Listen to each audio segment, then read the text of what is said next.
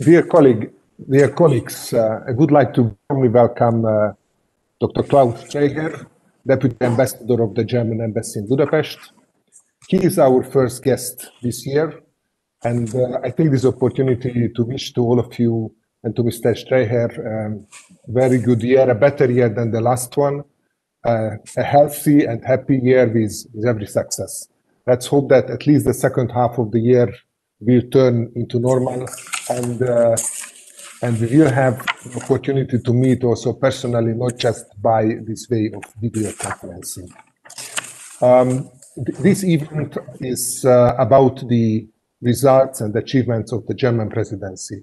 Mr. Streicher, we are interested in your views. Of course, we have followed what happened, and again, it was a historic semester. After 13 years, when the last time Germany has the presidency of the EU, that time Germany managed to conclude the negotiations on the Lisbon Treaty, and at this time Germany managed to negotiate a new financial framework for the Union, a very special one, including a recovery instrument. I think this will go to the history books again. But there have been many other challenges during this half a year. An ex-member states left the community, and finally we managed to have an agreement with London. There is a new migration package on the table. There have been discussions about enlargement, just to name a few, not speaking about the twin transition of the digital and green transition, which is quite remarkable and underpinning many of the European policies. So after this short introduction, Mr. Streicher, we would be very much interested how you see it from inside, how you see what were the main achievements of the presidency, how you see, what would you share with us? I also appreciate your personal impressions about the last half year. So yeah, Mr. Streicher, the floor is yours. Thank you, Mr. Gábor, and let me first welcome you all on this virtual event, and wish you all boldog új évet. I hope it's still valid, and I hope you all had a good start. And let me say that we feel honored that we have been asked by this important and renowned association of Hungarian economists to say a few words about the German presidency. And I will do hopefully my very best to give you a short outline on the main results, of course, in our view, of this presidency. But coming back to your question, first, let me say another thing. I understand, or I have been told, there might be also members of your organization that are working as journalists, though just for the sake of clarity, I would like to ask them to consider what I'm saying today as background information, so-called under 3. Having said that, of course, coming back to your first question, what was the particularities of this presidency? Of course, it was a very special presidency. I think nobody expected the big changes and the dramatic events that the COVID pandemic brought. And of course, this pandemic has also heavily inflicted our presidency in a way that of course, like you mentioned, we succeeded, and I do not only mean we Germans as presidency, but all EU members. We succeeded many important things, and you already referred to the multi-annual financial framework and to the next generation EU recovery funds, for example, and to the Brexit agreement. But of course, the COVID pandemic has also prevented that many things could happen, many events could happen. It had heavily inflicted the way the meetings in Brussels had to be done. Many meetings, many council meetings had to be done in a virtual format, which is a way to do it, of course, but difficult because it doesn't allow to make decisions, legally valid and binding decisions. So, as I said, it has been a quite particular presidency. But coming to the sphere of your interest, what has been achieved, let me maybe start with the COVID pandemic. I mean, it's not over yet, and I personally fear that it will keep us busy for many more months. Although we now have also, as a result of the coordinated EU cooperation, we have now more and more vaccines coming, and more people getting vaccinations. But regarding the pandemic, it has been a daily concern during our presidency, and I think the one main effort and one main success during our presidency is that we hopefully were able to better coordinate EU efforts to overcome the COVID pandemic, respectively to counter the negative effects of the pandemic. You may have noted that there have been intensive discussions and deliberations on test strategies, for example, on recognition on tests, on a joint strategy when it comes to the freedom when it comes to measures affecting the freedom of movement, border closures and other things. And of course, the coordinated effort of the European Union to order vaccines for all EU member states, which is showing today the effect. On the international level, maybe I think one of the priorities during our presidency was, of course, also to strengthen one important international player when it comes to health, the WHO.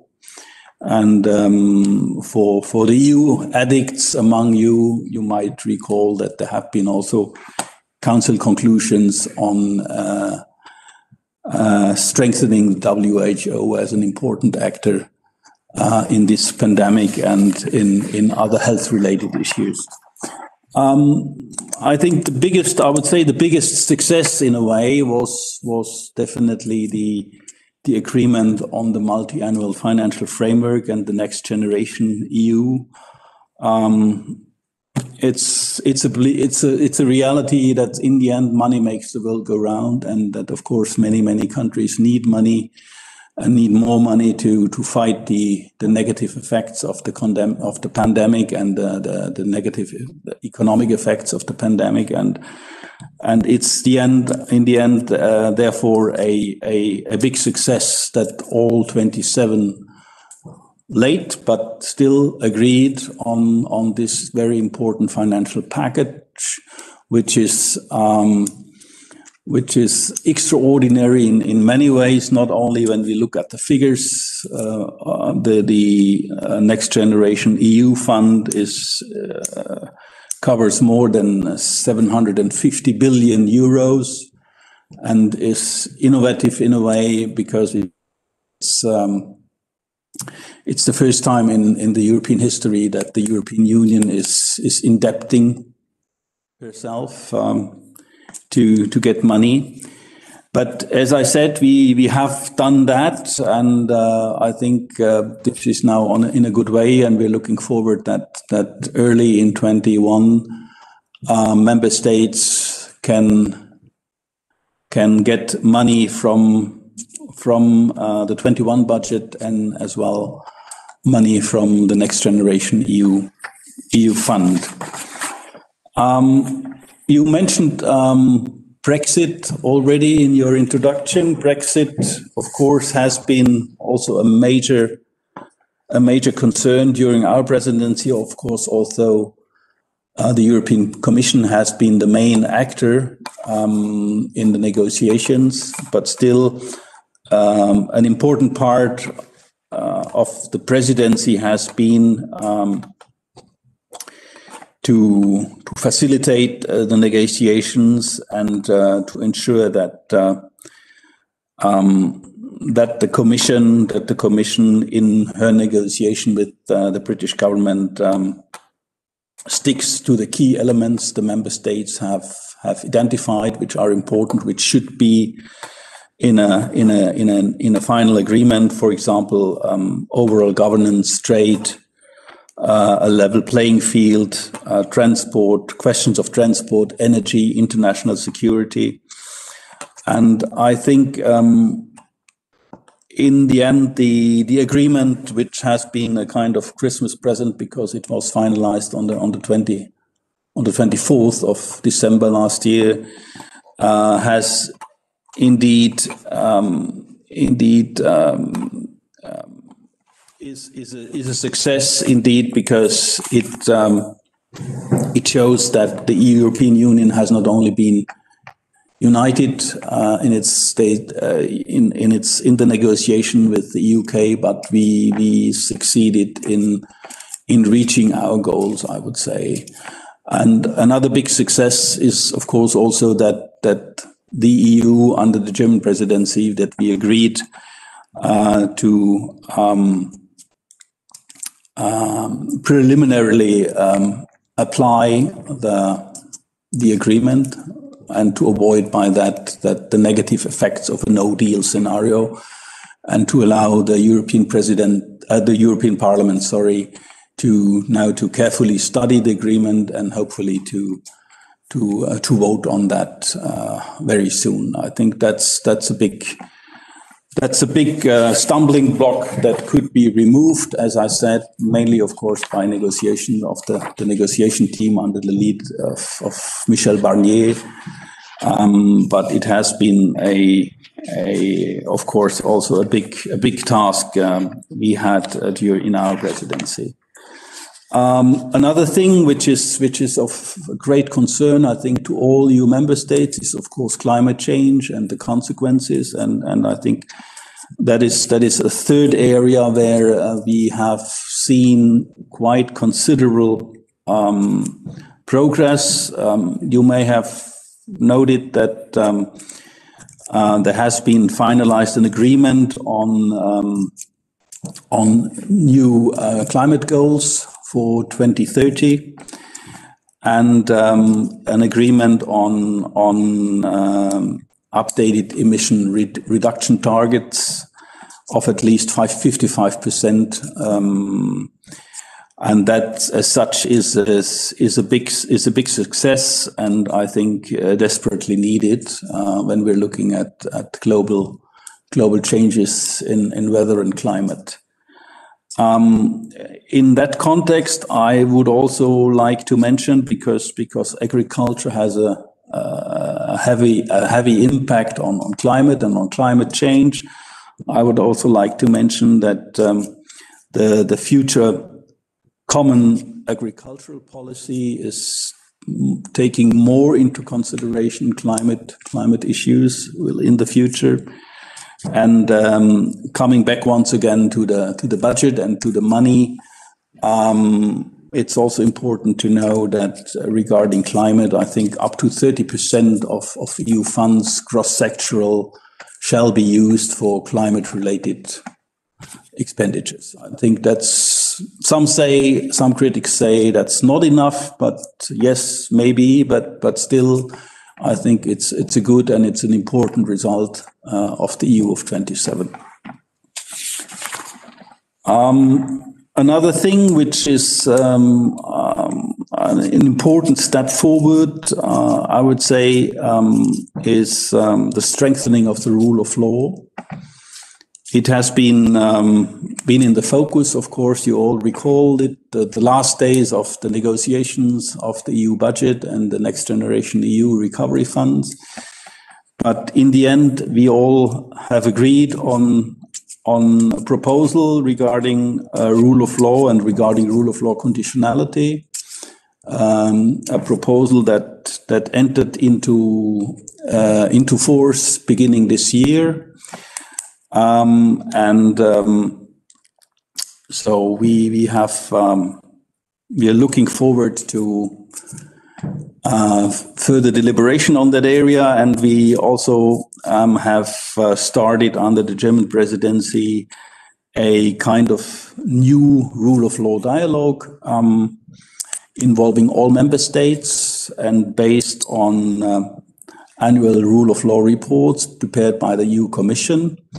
And let me just conclude that the first of these rounds of debates had taken place in November last year, and 5 member countries have been, or the rule of law reports of 5 member countries have been discussed, and as we see it, in a very constructive and forward-looking manner.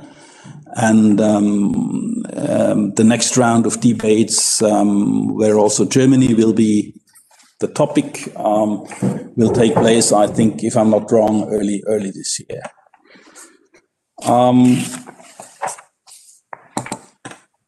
Now maybe allow me to come maybe to another topic which is also important regarding the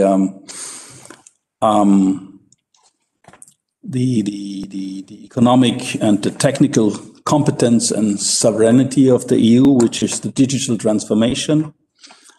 I think we have put a lot of emphasis during our presidency on strengthening the EU's digital and technological sovereignty. During our presidency, there has, for example, been set a political framework for a European approach for artificial intelligence. We have agreed EU-wide to establish a EU cybersecurity competence center, and we have agreed on a digital compass towards 2030. Digital compass meaning, let's say, to explore ways and means how to reach digital targets, how to strengthen and of course how to better digital infrastructure of the EU and the use of next generation technology. I think that's a very important issue when we are talking about the economic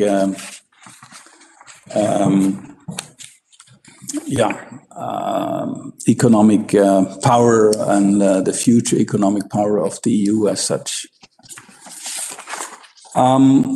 Also, the social area has been part of priorities of the German EU presidency, mainly the European Pillar of Social Rights.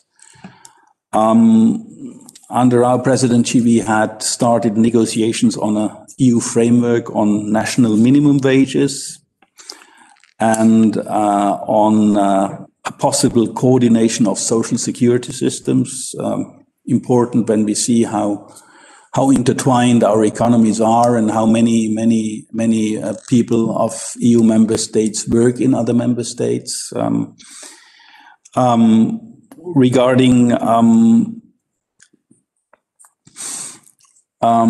the youth, we have also, I think, succeeded to strengthen the so-called youth guarantee within the EU, which ensures that that good educational offers and good employment is available, particularly to young people. And we have also been able to finalize council conclusions to improve the working conditions of seasonal workers. I think also that's very important, and how fragile these, for example, seasonal workers, but also has been shown during the COVID pandemic, when all of a sudden the borders have been closed and many people got stuck. And I think we are also on a good way regarding that. Another important field of action is, of course,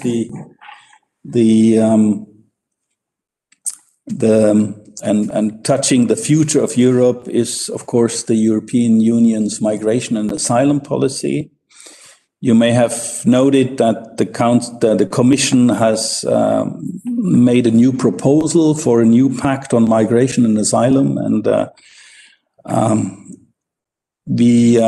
under the German presidency, first deliberations about that proposal have started, and of course we have still, between member states, a variety of different opinions and red lines, but at least the first negotiations and deliberations on this proposal have shown that all member states are committed to a constructive dialogue and committed to hopefully reach a solution.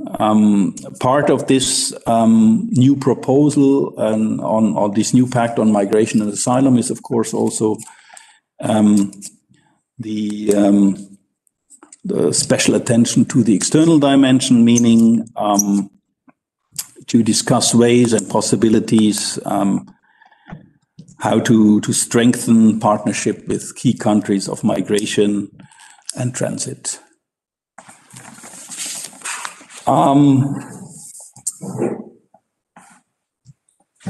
Another topic which has been, or which still is important and which will be now dealt with, of course, by the Portuguese presidency is the conference on the future of Europe. You may have all heard about this idea to organize a conference and to involve European citizens in a debate on how the European Union should evolve in the future, where the priorities should be, how the European institution and so on and so forth should evolve and develop. And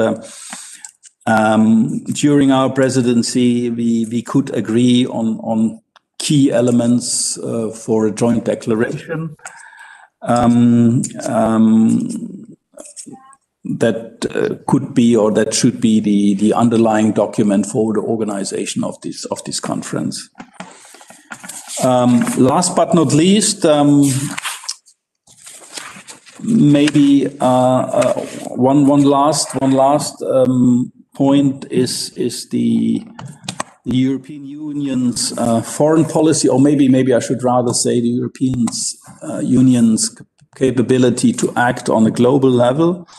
I think international developments like the events in the United States or the growing influence of China worldwide are showing that how important it is that the EU is trying to or needs to be a global actor. And one of the important areas of cooperation in that context is, of course, the cooperation with the big partner across the Atlantic, namely the United States. And there have been council conclusions aiming to revitalize a high-level dialogue with the incoming president of the United States. And the European Union, I think, has also shown that it is willing to play play its part as a global actor on the global level. You may have seen that the European Union has, for example, adopted sanctions in a number of cases, in a number of conflicts, for example, regarding Belarus, regarding Russia, the so-called Navalny case, and regarding other countries. International relations are of course also important when we look at the region that is very close to Hungary. I'm talking about the Western Balkans and the so-called EU accession process of the Western Balkan countries has been an important topic during our presidency. We haven't been able to start yet with negotiations, but at least we could prepare the negotiation frameworks for two countries, namely Northern Macedonia and Albania. And I already mentioned China. Also, the EU relations with China has been a major concern during our presidency. You may recall that we wanted originally to have a EU-China summit in Germany that had to be postponed, unfortunately, or had to not be postponed, but had to be done in a virtual format, could not be done in a physical format due to COVID. And but nevertheless, I think one of the big events is that this meeting had taken place, and that I think we could have important discussions between the Chinese and the European leadership on how to structure future relations between China and the EU, and hopefully to the advantage of all players, not only China, but particularly, of course, also the EU member states. So in the end, I would say that in spite of the negative impact that the COVID pandemic had on all of us, in the end, this German EU presidency has been somehow, I would say, successful, because we have made important results, or we could achieve important results in many areas, particularly in the economic, in the financial sector when it comes to Brexit, and in the end, hopefully contribute to that the European Union is in a better shape and in a stronger position than it has been before. So let me just maybe stick with that. I hope I don't have forgotten anything really important, but I would suggest I'm very open to your questions, and thank you very much for your patience and for your interest. Thank you. Thank you very much, Mr. Streicher. That was a very long week. I think this challenge is what was on the table, what was to handle by the German presidency would have been enough for more than one presidency. But we are living times like that. And it's not just about the COVID, but about all the other dossiers which are accumulating under your presidency. And I share your views that it was a successful presidency, particularly addressing the challenges which were raised on public financing and also keeping the community together. Many decisions were taken by unanimity, which were extremely difficult. Now, colleagues, I open the floor for questions. You can use this chat facility. You can indicate if you want to ask a question. I give you the floor. No need to put the question into the chat. Just please indicate if you would like to ask a question.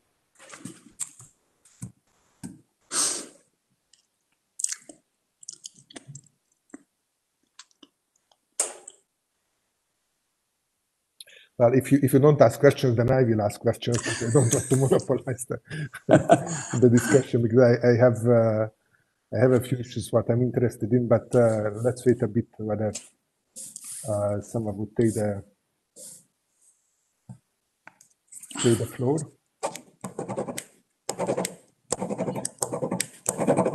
Anyway, while we are waiting, Mr. Streicher, let me ask anyway a question.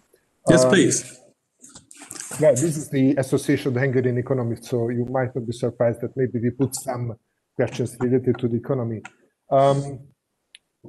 One of the major achievements of the MFF and recovery deal is that we will authorize the Commission, the European Commission, to borrow money on the financial markets when the all resources decision will be ratified by all member states.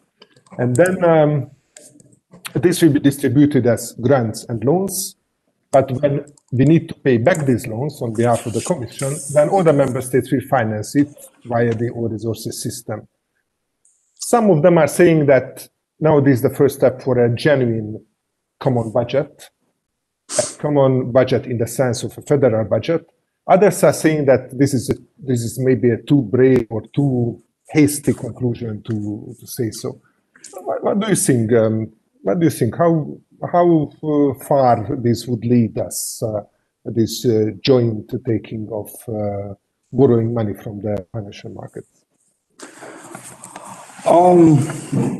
Difficult question, if I may say. Interesting, but difficult questions. All the more because I'm not the expert on EU funds. But let me maybe what I'm saying is rather a personal observation and then an official, very much appreciated. Official point. I would say. I personally wouldn't see that this is the first step to like you called it, a EU budget. I think it's definitely a step to counter an extraordinary situation with extraordinary means. I mean, also, if I recall the discussions the first discussions about the recovery and resilience facility in Germany, and there was very much opposition because, of course, also many German politicians were against a funding through debts. You may recall that we were very proud as Germans. We had until last year we had the schwarze Null, the black zero, meaning that we were not forced to indebt or to get money from the capital markets for our expenditures, but still there was a great reluctance, and I think in the end, what all EU member states in the end convinced, if I may say, also in my view, the Hungarian government also, they have had also quite big concerns about this, was that of course we need the money, and we can't just print the money, so we have to get it from somewhere, and that is maybe in that particular situation the best way to do it, and of course the package is also a deal, of course, a compromise. You already mentioned it. A part of the money, 70%, will be given as allocations, sorry, I'm confusing that. Not a part of the money will be of the Next Generation EU will be money from the international financial markets, and another part will be contributions by the member states. So in the end, I would say it's a compromise solution. And personally, I don't see it as a first step to federal EU budget. Thank you very much. Now, in the meantime, I have two questions and one indications. Let me start the question from Miklós Nagy. I don't know whether you see a question. Anyway, I read out the question, maybe it's better. Miklós is asking, if you had to give an advice to the Portuguese presidency, what would be the three main good pieces of advice? Sorry, if we would have to give an advice? To the Portuguese presidency. To the Portuguese presidency? Yes. What would be your main three pieces of good advice? I would say it's a tricky question. I'm reluctant to give advices. You know, I wouldn't frame that advice. I would rather say I think it's not our task as former presidency to give advices to acting or to incoming presidencies. But of course, I would personally hope that the Portuguese presidency is able and can, with the support of all the EU 27 member states, achieve its targets. I mean, you have maybe all read the program of the Portuguese presidency, and it's a very I think a very challenging program in a certain way, with very ambitious goals, and of course, as former presidency, I think we all wish to our Portuguese colleagues that they will achieve their targets. Of course, that is not only achieving targets in the European presidency is not only up to the presidency itself, because the presidency is in a certain way only a moderator between the EU 27, and of course the main part lies still within the member states. It's upon the member states to constructively debate and to constructively decide. But as we are as Germans, we are the so-called trio presidency together with the Portuguese and the Slovenian upcoming presidency. As I said, it's my wish. It's our wish that the Portuguese colleagues may achieve their ambitious goals. Thank you. Now the questions are coming. The next one will be Zsolt Becsey, the vice president of our section. Zsolt, please go ahead. Thank you very much, Your Excellency. I hope you can hear me. I can hear you very well. Thank you. Congratulations for your expose. I have got only one short question, and I didn't want to write questions on the chat because I didn't know whether the others will be motivated enough to write questions, but now I hear that they are. So your personal opinion in your chair here in Budapest in the German embassy, what is your feeling about the test, the pioneer test of two community method story? One is about the commission role. Both are about the commission role. One is the commission role as the chief negotiator of the Brexit, because differently from the accession talks, it is the commission who negotiates, not the member states and the presidency. Whether it was successful, the commission as an institution is strong enough, or in the background, the German presidency helped to have the final compromises. The second is that about the coordinative method against the pandemic, not only the negotiations with vaccine suppliers, but also other questions which was subject of critics as the redistribution from non-burden member states nurses or life-saving machines to those places where it was in need. There were some critics in the spring and also in the autumn as well about this, that in the case of the national competence with the pandemic, whether this coordinative method and the role of the commission was correctly fulfilled, and it was a good way of conclusion for the future, or maybe the commission could have done a little bit more. Maybe the member states have given more competence to the commission in this coordinative role. So I just ask about your feeling about this issue, which is the main topic, not only in Hungary, but in Europe as well, of critics, whether the commission has gone beyond the competences or didn't fulfill its possibility. So I just ask about these two questions, the commission test for both questions. Yeah. So thank you. I would say, in very short, of course, the Commission is not acting in how should I say in English, in free space. The Commission is acting on behalf of the member states, and when it comes, for example, to Brexit, at least that's my view.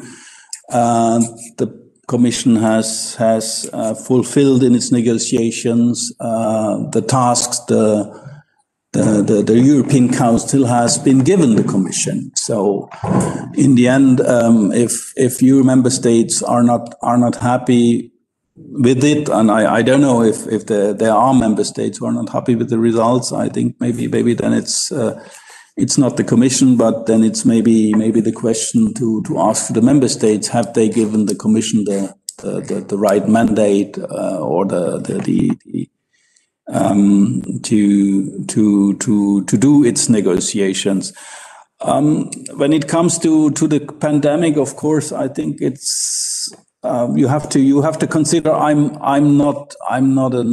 To be very honest, I'm not a specialist on these kind of things, so I cannot judge if the Commission did well in that regard or did not well in that regard. But let me maybe just say it was a very particular situation, and in a way that this pandemic has taken all of us by surprise, and it was kind of new situation. No one had an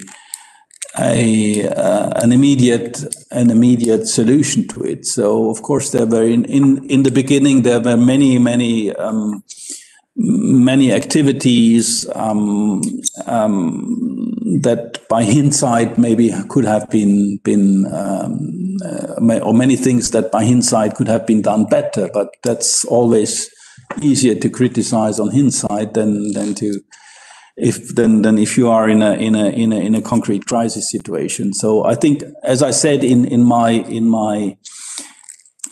presentation, I think the good thing is that the member states quite early in the pandemic already decided on to coordinate the measures and to sit together and to discuss and to try to find common solutions, how to deal with the pandemic, how to deal with certain technicalities like as I mentioned, border controls, distribution of medical goods, and so on and so forth. And I think that's in the end the important thing. Thank you very much for the answer. Now, the next one is again the secretary of our association, Miklós Nagy. Miklós, you can put your question. I think I don't need to read this out.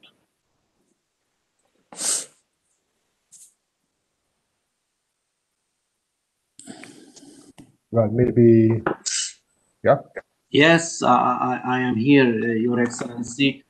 The EU let the national debts growing due to the pandemic in the last month. Do you think it means the weak of the European semester process? Could you please repeat? It was very difficult. There was an echo. Yes, the EU let the national debts growing due to the pandemic. Do you think that does it mean the weakening of the European semester process? Of the European semester. Oh, that's a difficult question. I mean, also the decision to allow member states to deviate from certain rules and regulation. I think that's an extraordinary measure. And hopefully will be ended when the pandemic is over and when all member states can go back to normal and also all the economies can hopefully get back to normal and member states then might be in a position to stick again to their targets, be it for example regarding debts and other things. I really don't know if this hinders the European semester. I'm not enough an expert on that area, but as I said, it's a quite extraordinary situation, and so I personally think it's a right decision that in such an extraordinary situation, member states should have more leeway. But then, as I said, hopefully then also when the time comes when everything is back to normal, that we can also get back to normal and can let me stick to that maybe. Thank you very much. Thank you. Next one is Professor Tamás Halm. Tamás, would you be so kind? Yes, if I can. So my question is whether the German embassy in Budapest was involved in any kind of diplomatic negotiations during and in connection with the German presidency. I'm very much interested how this presidency is working. You see, I'm outside of the club. I'm only teaching. I do not know how the strings are being pulled by the decision makers, politicians, and diplomats. That's why I'm very curious to know whether you got any special tasks to do. I don't want you to specify these tasks, but I would like to have an answer whether you were involved or not. Thank you.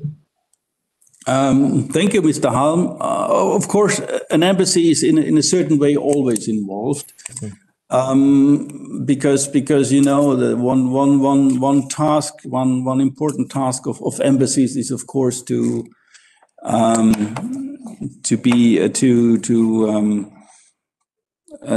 report back to capital and to analyze and to explain what's going on in the countries and what's, let's say, the rationale of government's decisions and what's the background of government's decisions. So in a way, we were always involved in a way.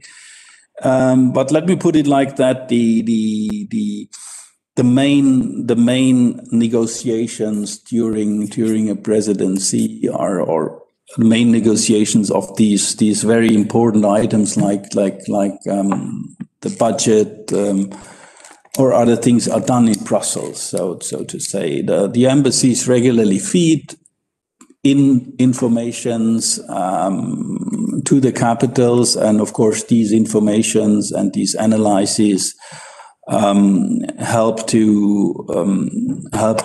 our government to formulate a position. But I would say the main deal is done in Brussels. And sometimes between, we have now this globally interconnected world where everybody is in a position to talk with everyone. So you can be sure that there is also much talking going on directly between the leaders. The Chancellor calling heads of states and governments when there's something urgent coming up, and the embassies are not necessarily involved.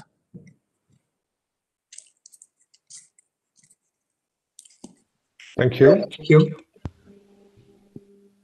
Thank you very much. I see one more question about the China-EU relations, also from Miklós Nagy, who is asking, what do you expect next year about the relations to China?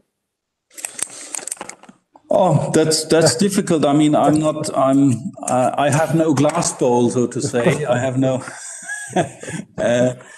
But as I said, I think China will play a more and more important role globally, and the European Union has very, very strong relations, economic but also political relations with China, and that's why it's important that the European Union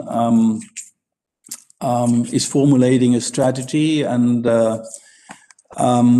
that's why it had been our intention to have this physical summit with China during our presidency. But as I said, this couldn't happen. But there has been a virtual exchange, and I think it's important for the EU to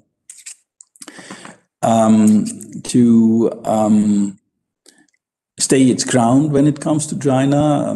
Of course, China has its own interests, and the EU has, in order to stay competitive and in order also to stay a global actor, the EU has also to make sure that her interests, meaning the member states' interests, are respected and also by important international partners like China. That's why the dialogue, the continued dialogue, but also a dialogue based on values, not only on economic or other interests, with China is important. Thank you. While waiting for the next question, I also would like to ask another question, Mr. Streicher, if you allow me. How do you see, for a country like Hungary, this transition to a digital economy and to a green economy, this so-called twin transition? What kind of opportunities could it bring? Green transition, I think if we're looking at what scientists are predicting regarding climate change, I think the answer is self-evident, if I may say. I think if we as international community and if we as European Union are not acting decidedly to slow down or to hopefully to stop climate change and the increase of the global temperature, I think that will bring us many problems, and that will lead to problems that may deeply hamper the development of our countries.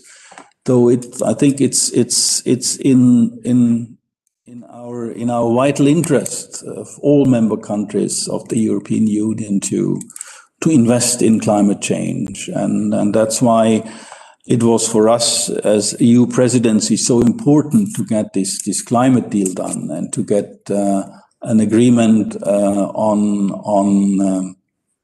the reduced the climate targets, and to get the deal or to get this agreement that an important part of the EU money that will be spent within the next years of the EU budget will be committed to climate-related tasks. Because in the end, if you're not acting now, you have to pay very how should I say? Yeah, you have to pay very much for that. Yes, indeed, I cannot agree more. But as you know a bit Hungary, in case of Hungary, do you think there would be more risks or more opportunities? I think in the end, of course, every transformation is problematic, because, of course, it necessarily means, maybe, for example, if we're talking about the economy, it sometimes means the closing down of certain sectors that are considered to be climate pollutant, for example. But on the other hand, it also automatically leads to new possibilities and to new developments. I mean, if we're looking at Germany, and we're up to I don't know how many. I think up to 40 or 50% per day of producing alternative energy. Many people have been in the early years of this Klimawende, this climate. How should I say in English? The introduction of our climate policy have been complaining about this. This means the end of coal industry and so on and so forth, and means the loss of many jobs. Yes, but on the other hand, now I think the picture is quite clear that in the end it meant also the creation of many new companies, of the involvement of many new economic activities, and in the end, I think hopefully I have not the picture. I cannot give you the statistical data right now, but I would say at the end, the German climate policy has in the end created more jobs than have been lost by closing down old factories, by closing down coal mines, and so on and so forth. So in the end, yes, I would say it's the change might have negative results in the short run, but in the long run, I would say the positive results will definitely be greater, and this in my view goes for Hungary as well as for Germany.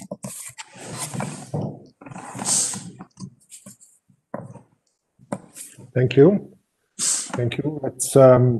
Let's hope that that will be the case. I see one more question. Miklos, would you put it, or you want me to read it out? Yes, one more question. The new 7 years budgetary period has started without the reform of the common agricultural policy.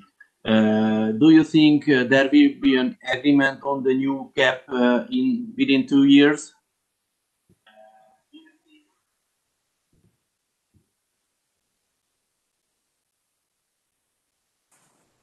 Sorry, I did get the last part of the question. Do you think that will there be an agreement on the new common agricultural policy within 2 years? Difficult to say. Of course, I would hope. Because agriculture is, of course, an important part of the European economy, and as I mentioned initially, agriculture plays, of course, also an important part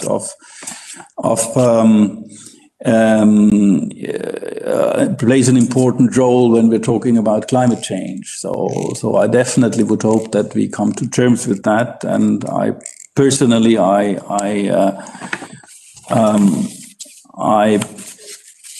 let me just double check once again. I think we also could agree already when it comes to agriculture on a kind of reformed agricultural policy that also takes more into consideration climate-related, environment-related issues than the so-called old agricultural policy. Thank you. If I may come into that question, just to help to answer it, there is a bridging solution for the direct payments and for rural developments, which is already adopted. And for the new common agriculture policy, the legislative proposals are being discussed with the parliament. And actually, the expectation is that the new legislative proposals will be agreed with the parliament in the coming months or coming weeks.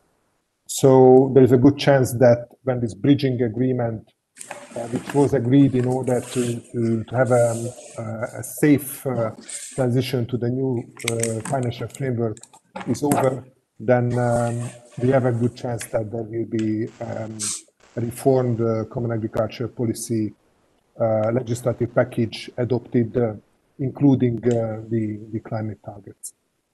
If you allow me to add this to the question. Thank you. Colleagues, anything else?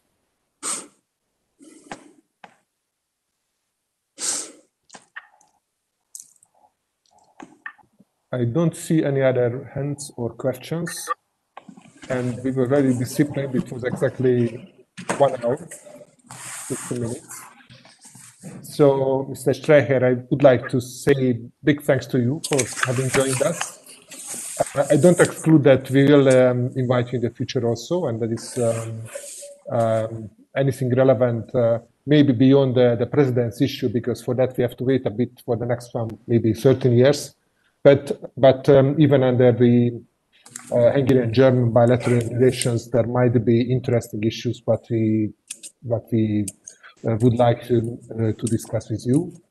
So many thanks for having joined us, and I wish you every success and all the best for this year.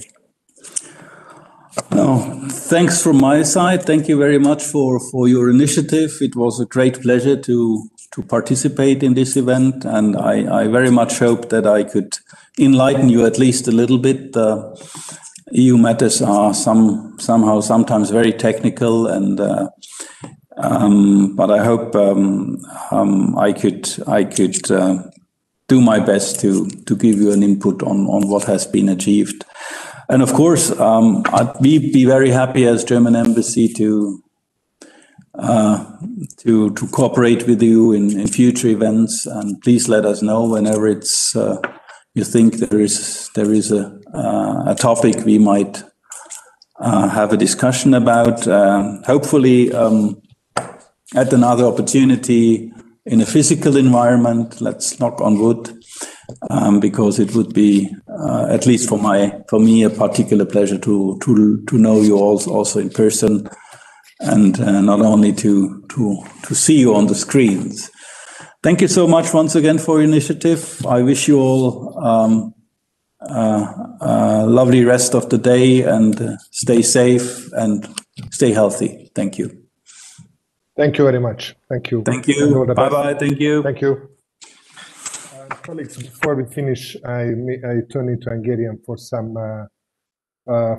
sharing some information. So, kedves kollégák, köszönöm szépen, hogy csatlakoztatok ez a mai beszélgetéshez. Engedjék meg, hogy néhány dolgot még hadd tegyek hozzá. Egy hasonló beszélgetést fogunk folytatni pontosan 2 hét múlva, 28-án délután 16 órakor, délután 4 órakor a portugál nagykövettel, a portugál elnökség céljairól, arról, hogy mit tűzött maga elé a portugál elnökség erre a fél évre. Tehát ez 28-án délután 4 órakor fog sorra kerülni, meghívót természetesen fogunk küldeni. A másik, amit szeretnék kérni, hogy biztosan láttátok Miklós felhívását, hogy meg lehet tenni az idei tagdíjbefizetéseket. Kérem, hogy nem mulasszák el. És esetleg, ha van olyan hallgatónk, aki még nem tagja a Közgazdasági Társaságnak, nagyon szívesen látunk mindenkit a társaság keblein belül. Kérem, hogy örömmel vesszük, hogyha bárki csatlakozik, és azt gondolom, hogy nem túl jelentős tagdíj befizetést megteszi. És végül még szeretném arra is felhívni a figyelmet, hogy következik majd az adóbevallások időszaka, és természetesen a Közgazdasági Társaság örömmel veszi, hogyha az adójövedelem 1%-át a társaság javára ajánlják fel.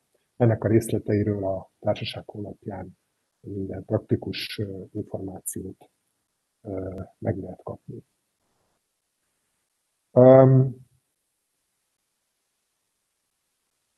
Itt közben Tamás tett egy megjegyzést, nem tudom pontosan mire vonatkozik, hogy túlságosan technikaiak voltunk, nem mertünk politikaiak lenni.